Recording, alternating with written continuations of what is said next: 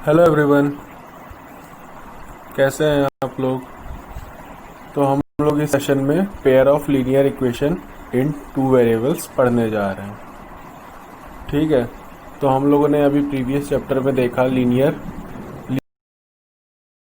Polynomial वाले में हम लोगों ने पढ़ा था ना कि लीनियर मतलब जिसकी हाईएस्ट पावर आपकी डिग्री की कितनी हो, 1 हो।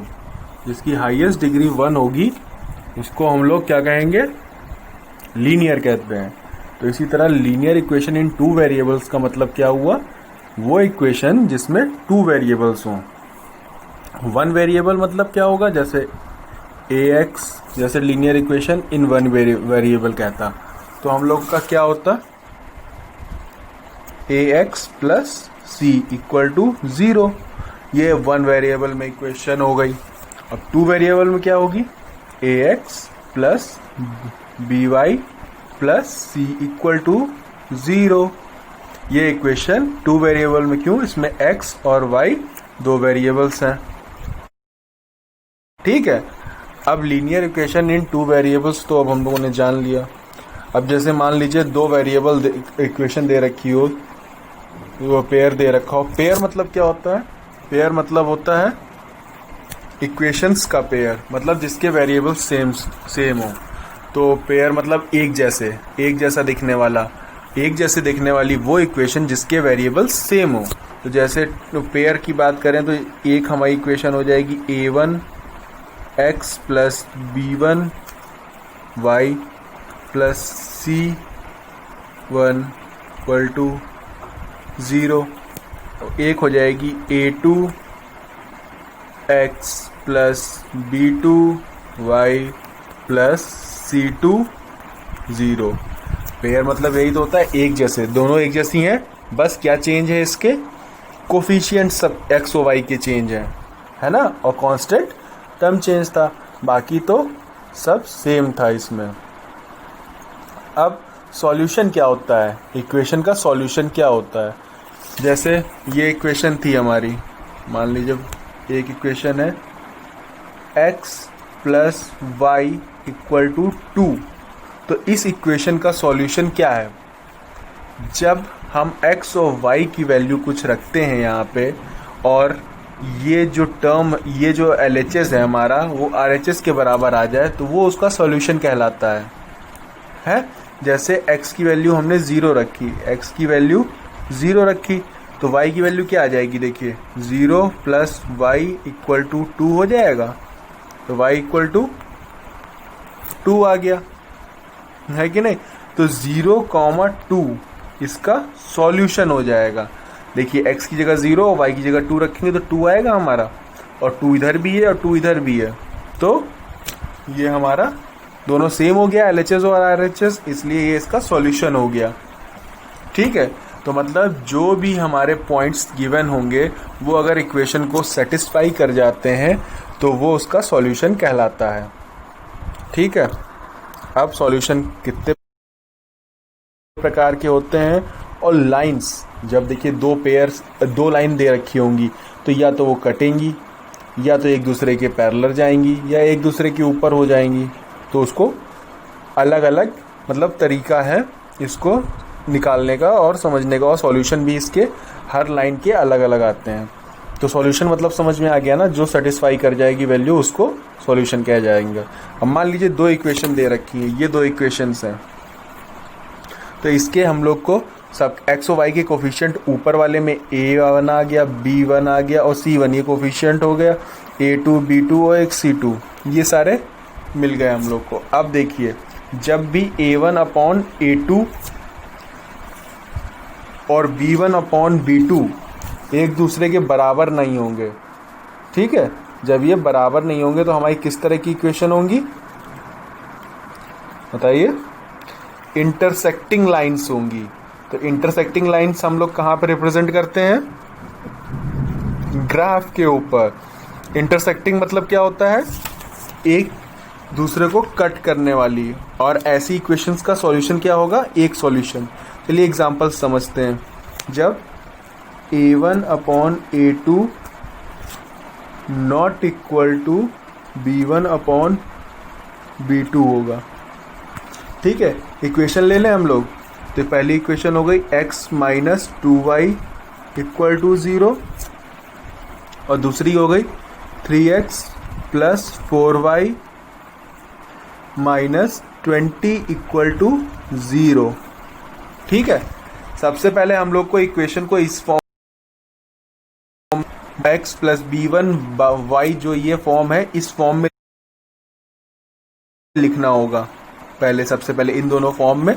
उसके बाद हम लोग इसको आगे ये निकालते हैं वैल्यू। तो a1 की वैल्यू क्या है, इस यहाँ पे देखिए 1 है तो 1, और a2 की क्या है 3 है। ठीक है, इसी तरह b1 की क्या है, b1 की -2 है और b2 की 2 है, 4 है। तो ये कितना आ गया -1/2। तो -1/2 और 1/3 इक्वल नहीं है ना। तो जब इक्वल नहीं है तो ये लाइन कैसी होंगी, हमारी इंटरसेक्टिंग लाइंस होंगी। और सॉल्यूशन कैसा होगा, इसका यूनिक होगा, क्योंकि जब हम इन दोनों इक्वेशन को सॉल्व करेंगे तो इसका सॉल्यूशन जो आएगा यूनिक आएगा। सॉल्व कैसे करेंगे, ये सॉल्व करने के मेथड्स हम लोग अगले सेशन में देखेंगे। फिलहाल इसमें अभी हम लोग ये जानना है कि मतलब लाइंस कैसी होंगी, इंटरसेक्टिंग लाइंस होंगी और सॉल्यूशन कैसे होंगे ये हम लोग। तो इसका यूनिक सॉल्यूशन होगा। यूनिक सॉल्यूशन कैसी लाइनों के लिए, जब ये होगा a1/a2 not equal to b1/b2। अब दूसरा है जब a1/a2 equal to b1/b2 equal to c1/c2, इस तरह की होंगी।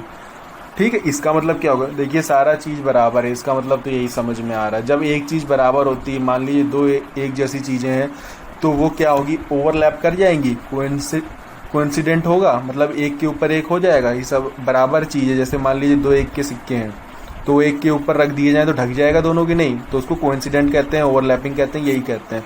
तो एग्जाम्पल समझते हैं। मान लीजिए 2x plus 3y minus 9 equal to 0, एक इक्वेशन ये हो गई।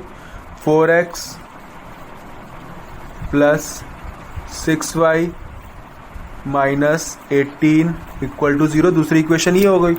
a1/a2 निकाला तो क्या हुआ 2/4, b1/b2 3/6 और c1/c2 -9/-18। इसको कैंसिल किया 1/2 आया, इसको कैंसिल किया 1/2 आया, तीनों बराबर आ गए। तो हमारी कैसी लाइन हुई, ये कोइंसिडेंट लाइन हुई, क्योंकि ओवरलैप कर जाएंगी, सारी वैल्यूज़ बराबर हैं। ये चीज़ हम ग्राफ में अभी देखेंगे जब सॉल्व करेंगे। और सॉल्यूशन कैसे होंगे, इनफाइनाइट सॉल्यूशन होंगे, क्योंकि इसको सॉल्व करना पॉसिबल ही नहीं है, कैंसिल हो जाएगा। तो इनफाइनाइट सॉल्यूशन है, जब एक के ऊपर एक लाइन ओवरलैप कर जाएगी तो सॉल्यूशन क्या होंगे, इनफाइनाइट होंगे, बहुत सारे होंगे। ठीक है, तीसरा टाइप है पेयर ऑफ लाइंस का। एक जब मान लीजिए a1/a2 इक्वल टू b1/b2 होगा, और लेकिन किसके बराबर नहीं होगा, c1/c2। तो इसका एग्जाम्पल देखते हैं। एग्जाम्पल है, मान लीजिए x plus 2y minus 4 equal to 0 और 2x plus 4y minus 12 equal to 0। ये दो इक्वेशन है। तो देखिए a1/a2 यानी कि इसकी वैल्यू 1 है, तो 1/2। अब क्या है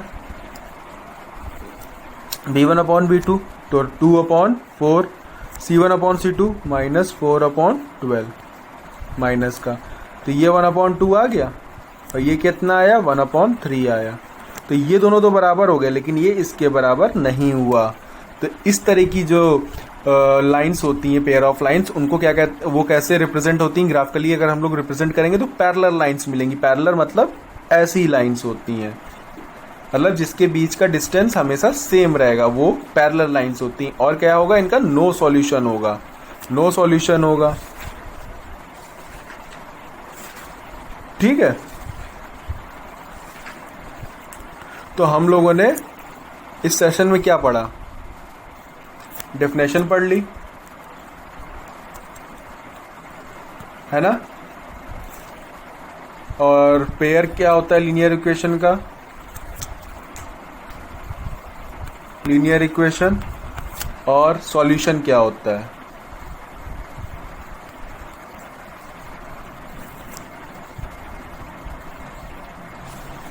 और इनका मतलब कैसे टाइप्स, इस सॉल्यूशन के इसके टाइप भी देख लिए और रिप्रेजेंटेशन भी देख लिया। और रिप्रेजेंटेशन लाइन का, लाइंस रिप्रेजेंटेशन चीजें पढ़ ली ना। मतलब रिप्रेजेंटेशन मतलब कैसी इंटरसेक्टिंग लाइंस हैं या कोइंसिडेंट लाइंस हैं, पैरेलल लाइंस हैं, टाइप्स ऑफ लाइन, या तो टाइप्स ऑफ लाइन कह लो इसको, टाइप्स ऑफ लाइन। सॉल्यूशंस कौन कौन से देखे हम लोगों ने? One solution, unique solution, infinite money solution और नो सॉल्यूशन। ठीक है। अगर आपको ये सेशन अच्छा लगा हो तो इसको लाइक और शेयर करिएगा और पेज को सब्सक्राइब करिएगा। Thank you.